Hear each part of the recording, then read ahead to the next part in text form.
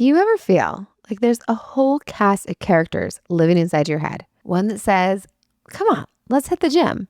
Another that is begging you to just stay on the couch. And yet another that is just criticizing any options that you're offering. What if instead of fighting these conflicting voices, we learned how to listen to and harmonize them? Welcome to our Summer of Encores, where I'm bringing back fan favorites that are worth revisiting, which also allows me the space I need to focus on my journey with breast cancer. Today's episode is a treasure from January 2023. We're going back nearly 100 episodes ago. This conversation is with a psychotherapist whom I respect deeply, and he guides us through internal family systems, IFS. It's a transformative approach to understanding our inner world. I have a hard time with the way it's labeled as internal family systems, but we talk about that. We start the conversation with a striking analogy of an orchestra where your inner self acts as a conductor, while countless parts, from your anxious flutes to your perfectionist violins, play their own roles. We even touch on that inner drummer that sometimes try to drown everyone and everything else out. Can that harsh inner critic ever be embraced? We explore how IFS moves beyond fixing what feels broken, and instead, it's more about embracing, more about curiosity over criticism, and honoring every part of you. Curious what this means?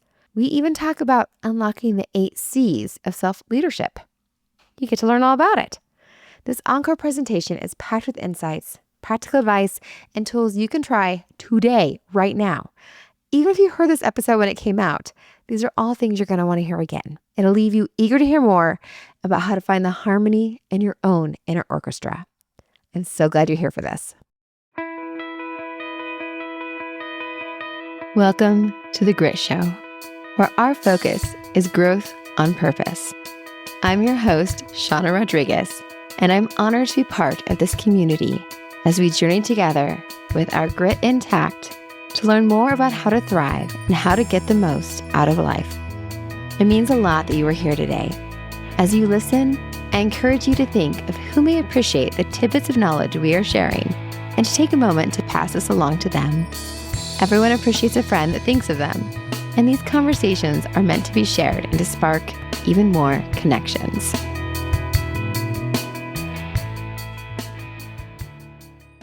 Today, you get to meet Will Halpin. He is a licensed independent clinical social worker with over 22 years of experience who has dedicated his career to transformative therapeutic approaches, particularly internal family systems therapy. Will brings a unique perspective from his extensive work with trauma survivors, the LGBTQIA+ community, and those navigating substance abuse challenges. His background includes pivotal work at Family Health in Boston and developing statewide training programs for healthcare professionals. Now practicing independently in Sturbridge, Massachusetts, Will not only uses IFS in his clinical work, but also works with emerging therapists and trains internationally on this powerful modality. We're excited to explore the world of internal family systems with Will today, and there is extensive details of his impressive background in our show notes. Welcome, Will. I'm so glad to be here with you today. It's wonderful to be here with you. I've been very intrigued by internal family systems, the little pieces I hear about it. Yeah. The first thing that intrigues me is the name internal family systems, because it doesn't seem to fit, once I learn about it, how it's connected. So in your opinion, what is internal family systems? Like, how would you boil it down to make sense as someone who's hearing about it for the first time? So when you think about internal family systems, you have internal, you have family, and you have systems, right?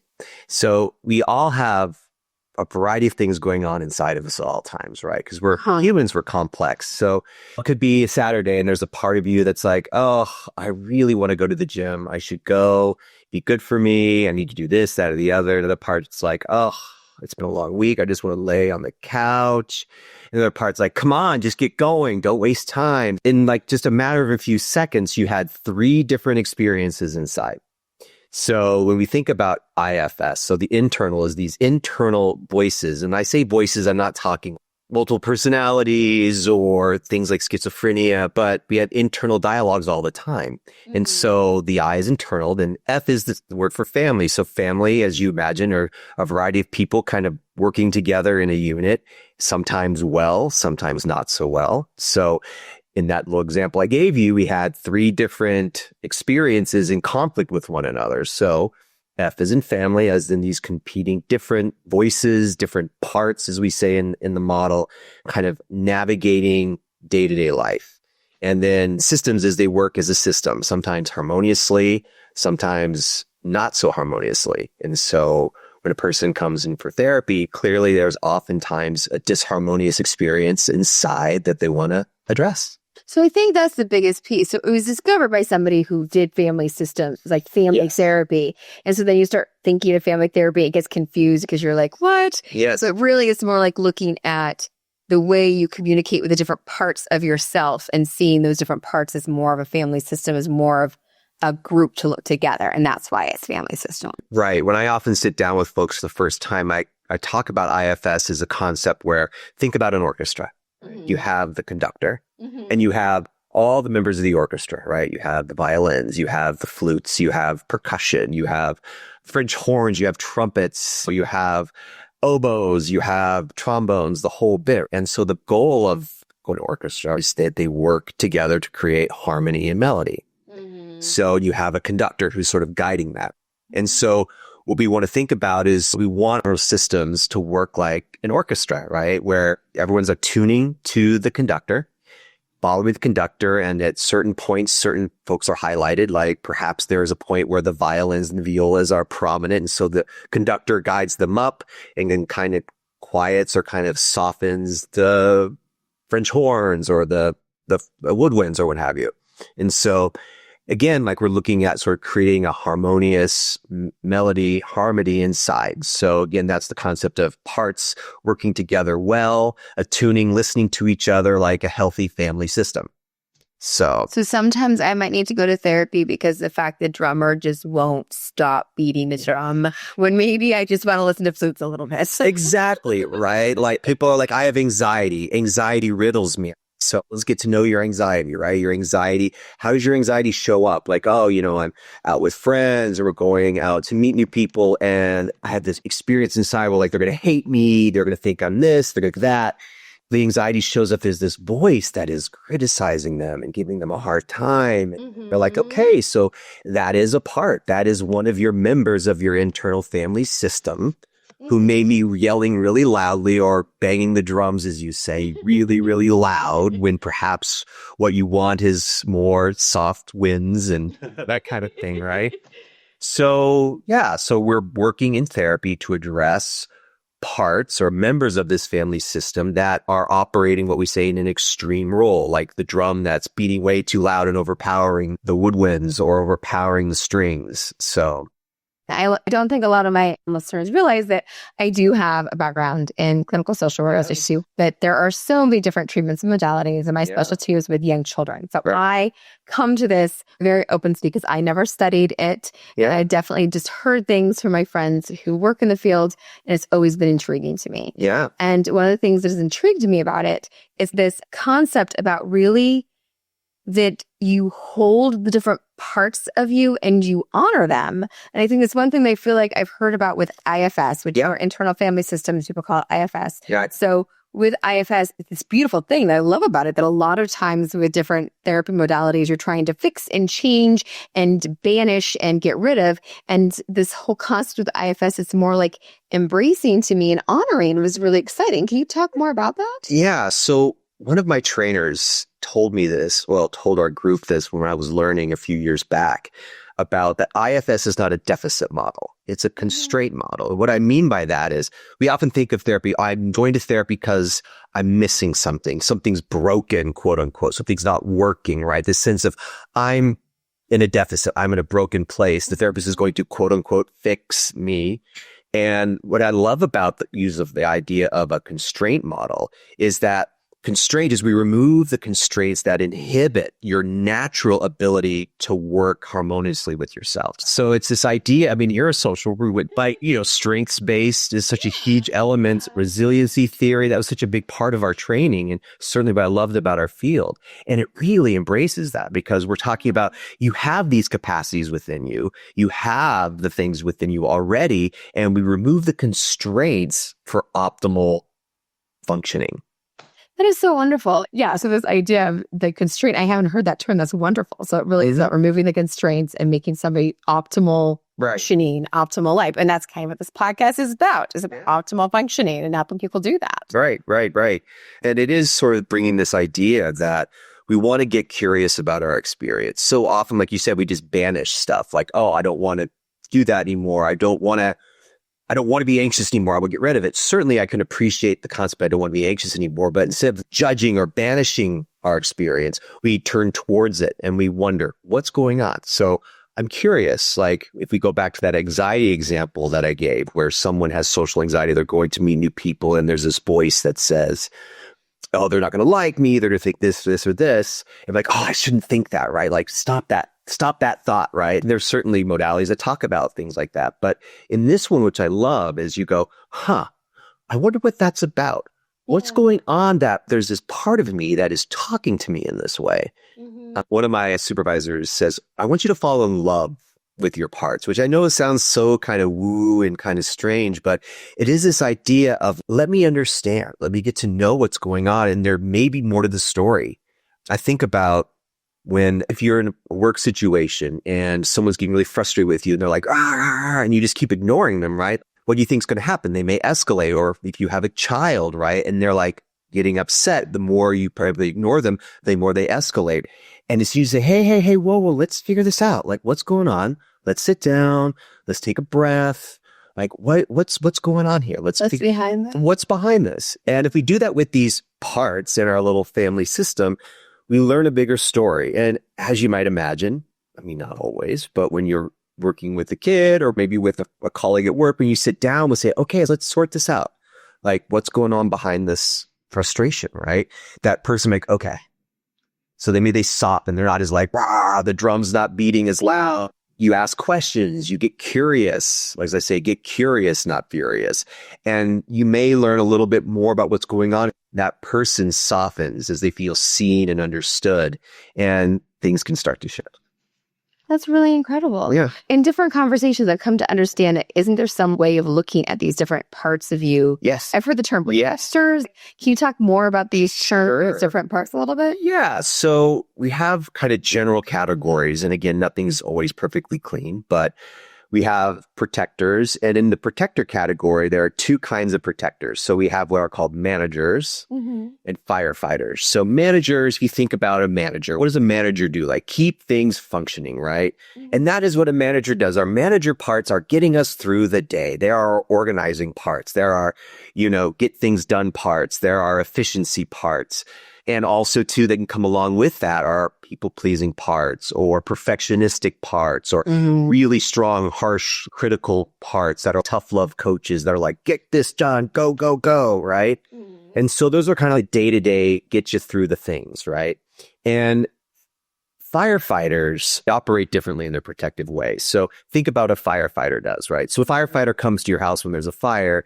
Do they knock gingerly on the door and say, excuse me, I think there's a fire. May I come in? They bring it out. They do, right? They knock down windows. They break down doors. Like they burst in and they are like, get the fire out. So those protectors operate in our lives as like short-term solution, right? We're not thinking about the beautiful wallpaper in your front room, or just get the fire out, right? So like damage whatever you need to, just salvage whatever you have to. Correct. So when we think about this kind of protector, these parts show up in ways of like raging parts that yell and scream, or parts that maybe want to use alcohol or get drunk or use substances like drugs. And there are more subtle firefighters too that are about just kind of taking things out, right? So like sleepy parts, or if you talk about dissociation, which is a symptom people experience when they have trauma, when it's too much, they start to get soupy and kind of like fade out or sort of feel depersonalized. So these protector parts, both these firefighters, these managers are typically protecting what are called exiles. And exiles in the family system are typically parts that contain trauma or original burdens, as we like to say, or wounds. Original burdens. I don't think I've heard that term before. Or burdens, I think that's the term more, but like early on, a lot of like early childhood wounding, you know, different kinds of traumas that people go through. And these exiles carry that. So they are the ones that carry the heat and the pain of the system, right? And so these protectors rally to exile these exiles or keep them at bay. So if you think about if there's an exile or a young part of you that feels like I'm unworthy, I'm a failure, I'm not good enough, there may be a manager that's like, we're going to be perfectionistic to keep that feeling at bay, right? So they're all about being perfectionists in their work life and their family life.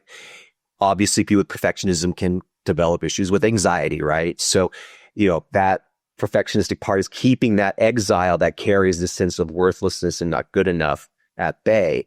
And when the managers aren't doing a sufficient enough job at keeping that pain at bay, so the perfectionistic part is going, but that feeling of like, oh, I'm not worthy or I'm worthless is just so profound that that's when the firefighters are like, okay, like we're going to bust down the doors and we're going to knock this out. We're going to go drink a 6-pack of beer tonight, or we're going to, you know, get sleepy and just avoid and fall asleep and like just check out from the world, or we're going to get angry and like punch a wall, or we're going to drive really fast and road rage or something. So that's kind of, or start a fight with my partner and start for the house. Yeah, any of that stuff, right? So that's how they sort of can interact, the different parts. So mostly protectors and exiles, and those are the primary parts. So the concept of self is really important here. So if you think about my example with the orchestra, right?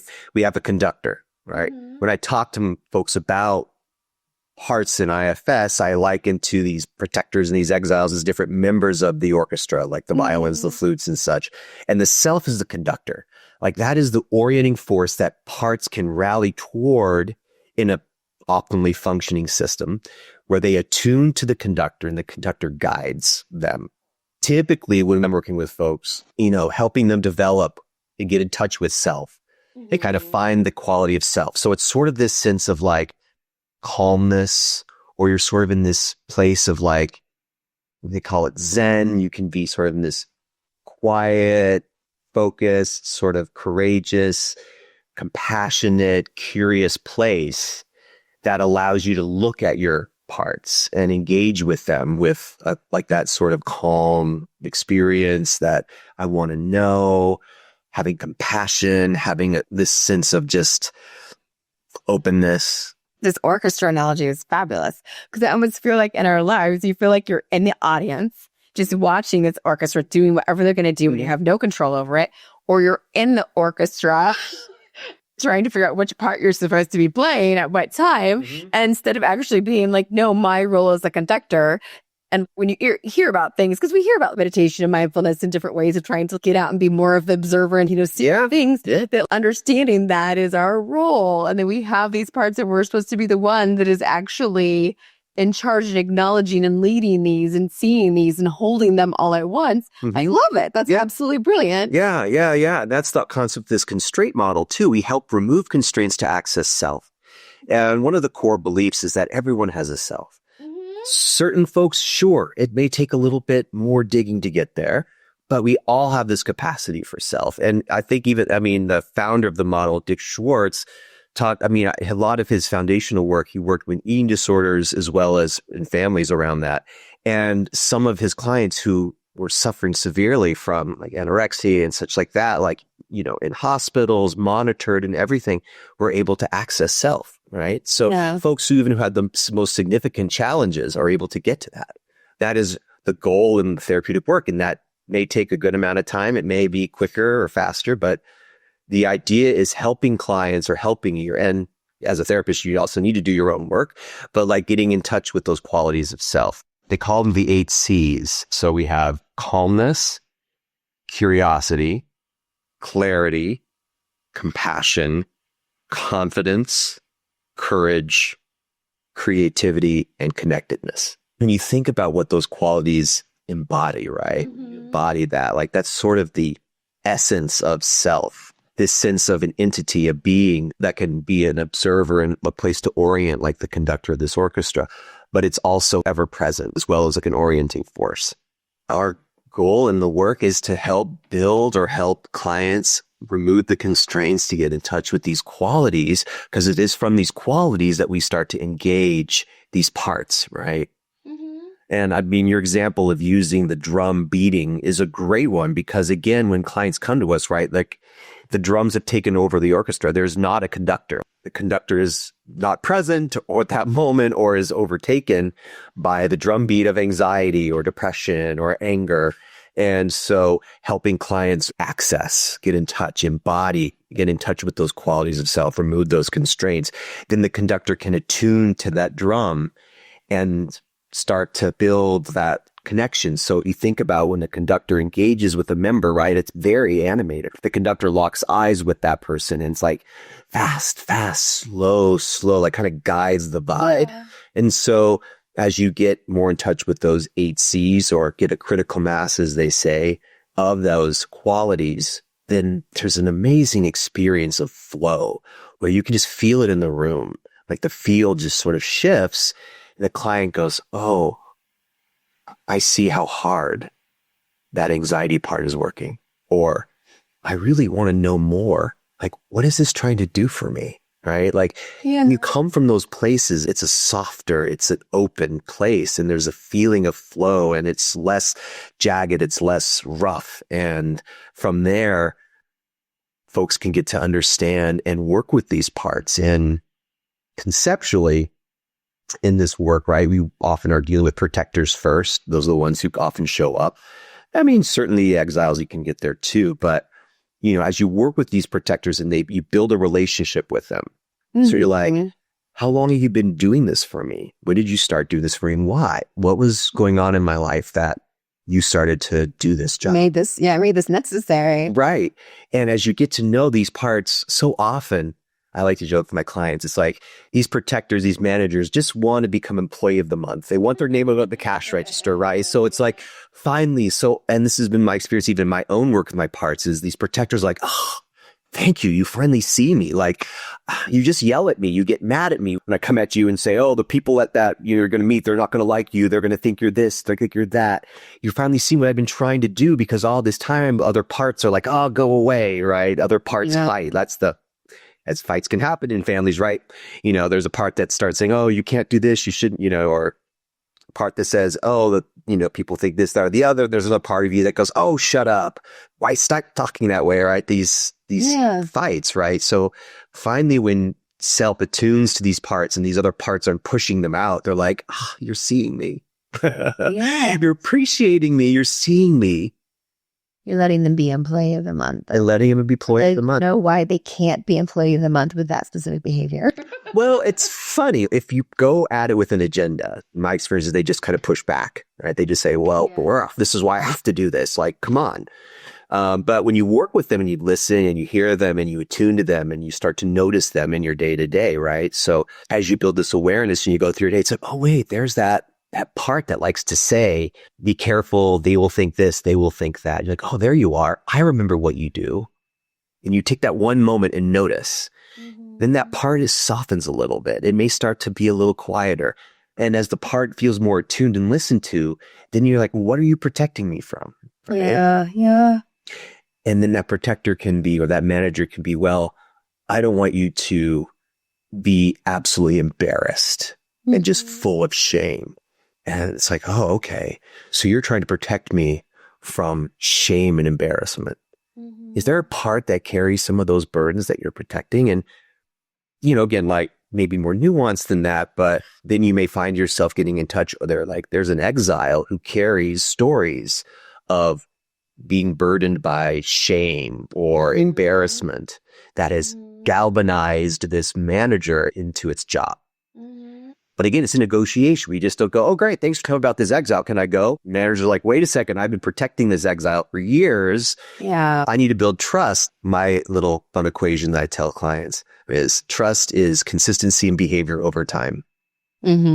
So as you work with these protectors and you get to that relationship, eventually they will step back and they will let you work with that exile and help attune just with all those same 8 C's, and you listen and you attune to this exile. And that's where burdens can start to be lifted. We can start to shift the potency of the burdens carried by that exile part. That's amazing. And I'm sure that it makes like a big difference. And it sounds like this is a element of the human condition resonating with all of us in different ways. If we all have these mechanisms, Yeah. and it just goes to extreme levels that become hard to function, challenges that become Right. detrimental to our lives. Right. And of course, like, it sounds so nice when I describe it that way, but I mean, it may take weeks, months to get there. It's hard. But it's pretty powerful when you can get to those places. So these exiles, and this is not always the case, but, you know, frequently they're from younger times of our lives, younger parts of us. I have little Wills. I have clients who have, you know, little versions of themselves who are like riddled with shame or riddled with fear from various things that have happened. And it becomes this sort of loving, tender relational experience, just like that protector wanted to be seen and validated and fallen in love with, as my supervisor says, around like, you see me, you gave me employee of the month. That this exile is like, you can finally relate to this little vulnerable part. And just like a parent tending to their child when they've had a nightmare, or a kid who's scuffed their knee, like, come here, I got you. And you're like, what happened today? Like, talk to me about it. It becomes this very relationally healing experience. So it's, again, that flow state when people are in that and you watch them and they intuitively know what to do. Oftentimes with these clients, I'm like, what needs to happen now? I need to give this one a hug. Will they accept it? Yeah.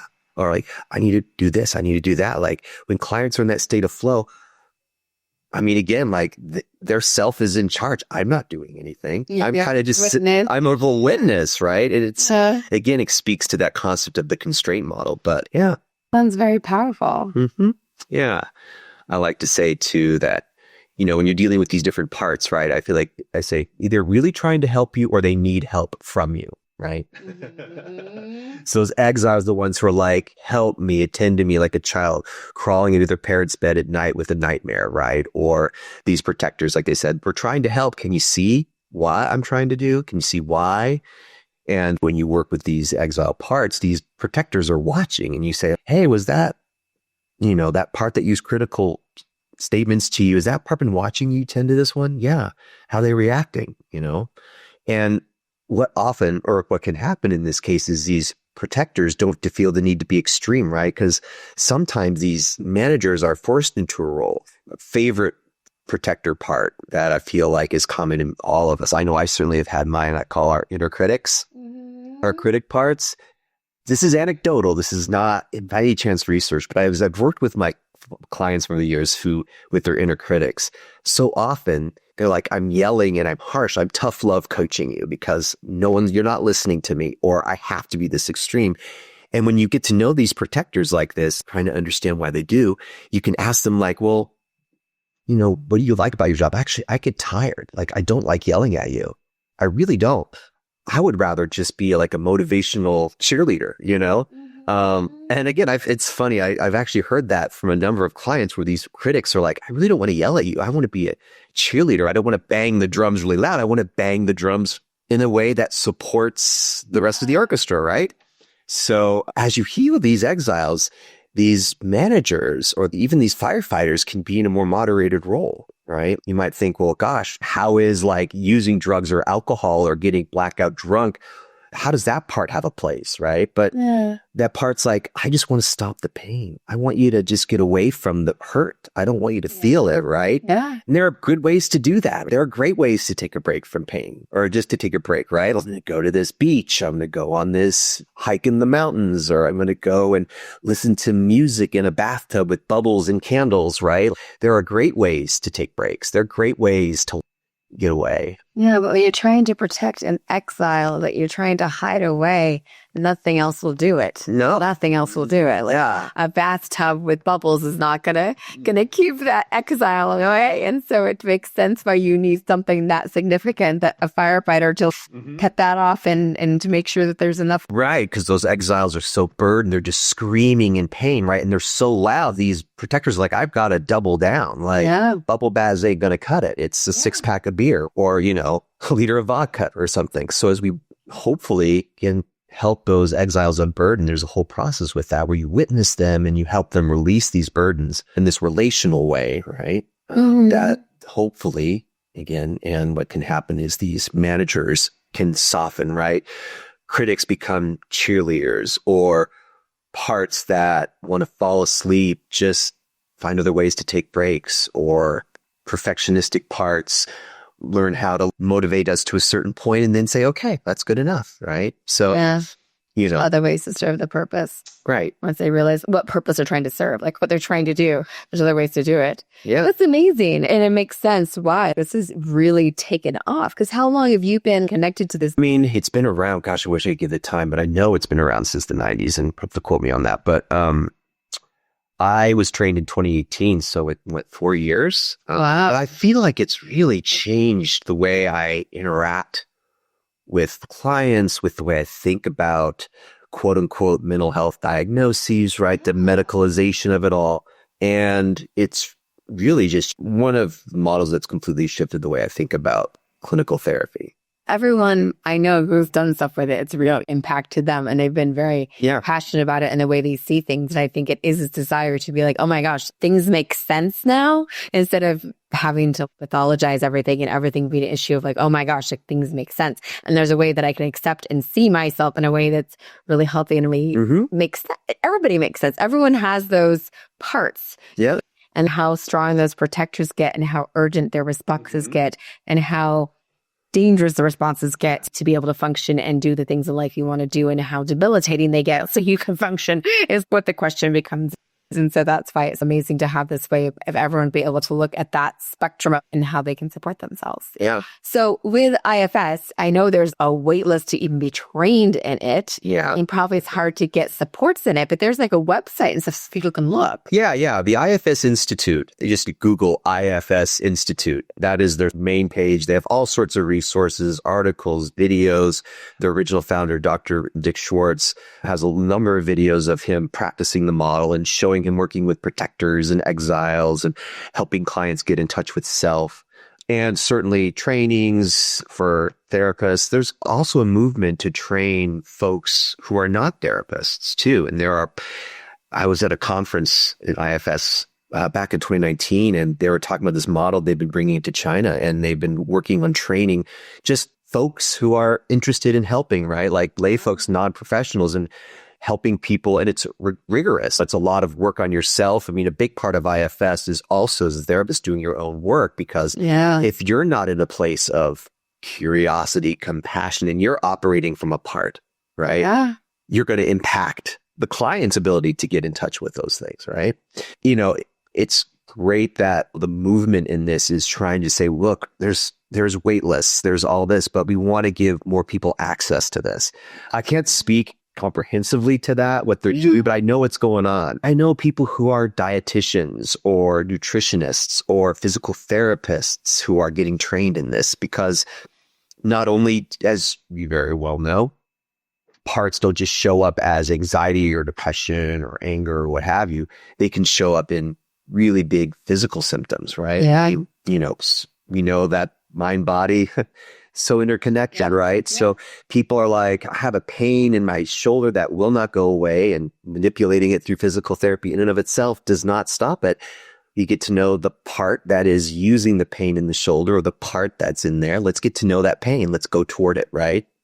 Wow. Let's get curious. So again, therapists who have that sort of construct, it's not just bone broken, bone fixed, muscle loosened, muscle tightened, right? It's not so black and white. Parts may use the body to signal stuff, right? Yeah. They're like, okay, I'm girding you against danger, or I'm girding you against threat, right? So the part tightens. And anyway, I'm getting off on a tangent, but again, just this concept of more folks beyond just therapists and psychologists getting trained is something that the IFS Institute is working towards. And like I said, I wish I could speak more to what they're doing in China. It's been a while since I've looked at what they're doing. But again, it's a comprehensive way of giving this to folks so that they can just support people healed. Yeah. And again, my passion for folks listening, but my passion is in early childhood mental health. And as you're saying this, we always look at kids and looked at what's behind the behavior is like the whole thing with kids. And so like me going like, and thinking of a foster mom I know who has a child that's, spreading poop across the walls after visits with mom, and me thinking about, the protector parts and how those things could go in with working with young kids even, and like how it all integrates. I love how things integrate. So yes, it had me thinking about all those things. Yeah, and there's whole trainings on working with children, right? Little kids, middle childhood, teenagers, right? There's all, and again, I can't speak to that because I don't work with that population. I work with adults, but yeah. There's a lot to it. Mm-hmm. Yes. And I have too much on my plate to get too excited and interested in that, but I love it. Yeah. Are there any like books that you've read around it that you would recommend or that you can think, especially for somebody that's not super okay. So there's a book called Self-Therapy. Mm-hmm. I know that sounds kind of generic. And I believe the author's name is Jay Earley, Jayearley. And what I like about this book is it self-guided IFS. Really? Yeah. And I think I recommend it to most of my clients. So who are like eager to learn more. It helps to it introduces them to the language, it introduces them to the parts and the names, and sort of carries them through some experiential exercises that kind of whets the appetite or gives them a chance to practice. Because again, the idea of it is, you do it in sessions with clients, but hopefully on their own, right? They're like walking through their day like, oh, I'm so mad at myself. Oh, wait, I just heard that voice that said that to me. I wonder what that's about, right? Mm-hmm. So teaching clients to do their own parts work, right? Yeah. Empowering them to do the work on their own. That's amazing. I love that you should have known you would have a book, but I love that you had a book. And so I can put that in the show notes so people can get a link to it in the notes so they can definitely find that book and be able to access it. And there's another one too, because there is IFS therapy for couples, right? Like we're really? Couples. Yeah. IFIO. It's called You Are the One You've Been Waiting For. Oh. It helps clients learn towards tending to their own parts and not expecting their partner to be the primary source of healing those parts, right? Ooh. Yeah. So, and I'm not saying that we don't need partners and they can't help us, right? But yeah, but that concept of recognizing that you can't expect that from another human, or else you're going to be disappointed in them and in yourself, and the relationship's going to be challenged by it. Or it becomes the primary source, right? In the book, there's this example called the Magic Kitchen. So this is not an original thing. This is what I read, where this idea that if you have a kitchen where you make standard meals, like you have good home cooked meals, right? Like your parts have a place that they can always eat at, right? Mm-hmm. They always have a place to go. And when you have a partner, like, oh, there's a different cuisine down the street. Wow, I can enjoy Thai food, or I can enjoy, Southern home cooking, or I can enjoy seafood, right? But if that kitchen is closed, they aren't going to starve. Right? They can go back home and they have meatloaf and potatoes or whatever. They have that primary source where you can attend to your own parts. Right. So yeah, you're the one you've been waiting for. We'll put it in the show notes as well. Great. I love it. I love resources. This has been very valuable. Thank you so much. I think it's been great for our listeners to hear more about internal family systems and how it's a beneficial theory and way of looking at things, and valuable to look more into getting resources around it if it is intriguing to them. Mm-hmm. So along these lines, we always talk about self-care in our episodes. So we have our little self-care spotlight.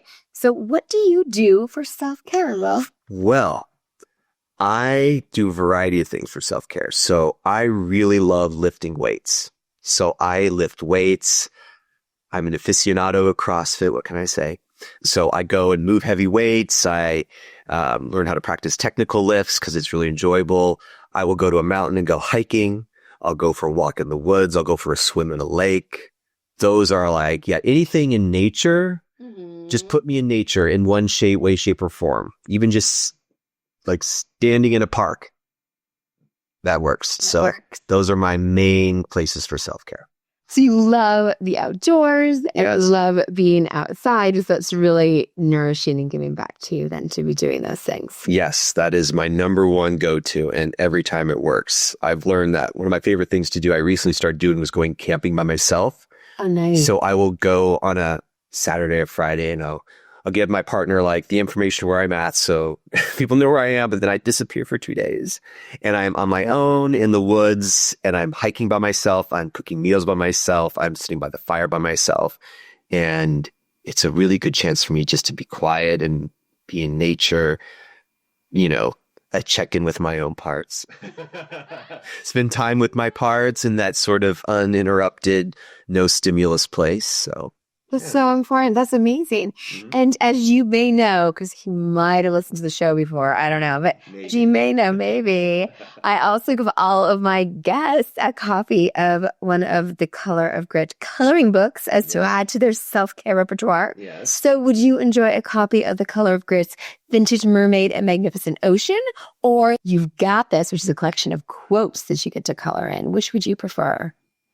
I think I'm going to go with the quotes. Wonderful. Well, we will make sure to get you a copy of that. Yes. Thank you. And so then the other thing that we do at the end of our episode, which we call kind of Grit Wit, is giving a takeaway for everyone as something they can walk away from this episode and be able to kind of apply and take forward. So what would be an exercise or something folks can take away from this that they can do? Yeah.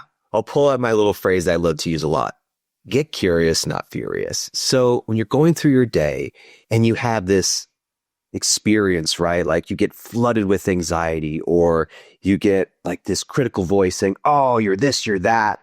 I invite you, instead of saying, oh, I hate when I think that way, or, oh, I hate when I get anxious. I invite you to instead getting furious at that, get curious. So take a moment. It may take a little bit of a moment because you may feel a little overtaken, but as soon as you get a little space from that, say, I wonder what that was about. Start to get curious about the part of you that was trying to tell you something, that was trying to help you probably in some way, although it feels a little dubious at the moment.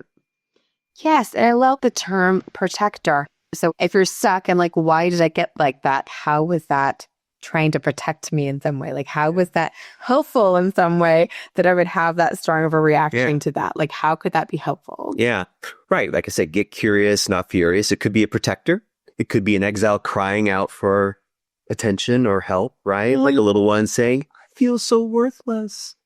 Yeah. Right. So get curious about it. Don't push it away. Don't get judgmental. Don't get critical. Try to be curious. Now, if you are judgmental or critical, that is another part, and that is okay. And if you cannot find spaciousness to not be critical, then get curious about your judgmental part. Get curious about the critical part of you that wants to just get rid of that other one. So a little meta, I guess. I think it's another setback. And aside from that. All right. All right. So we'll go with for the next 2 solid days. So whenever you're looking at this, do a mental note for the next 2 solid days to kind of evaluate for yourself of each time that you start to respond to something, and then check in with yourself in 2 days and say, have I been doing that for the last 2 days?